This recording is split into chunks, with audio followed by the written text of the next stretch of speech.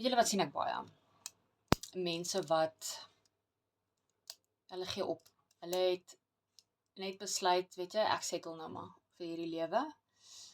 En dis hartseer want jy hoef nie.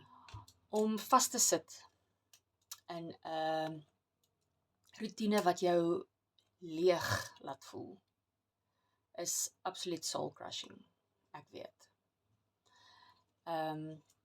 Om te voel jy werk net om rekeninge te betaal, sonder om tyd te hê vir die belangrike dinge, soos jou gesin, jou vryheid, jou vrede. Maar ek beloof vir jou, daar is 'n ander manier.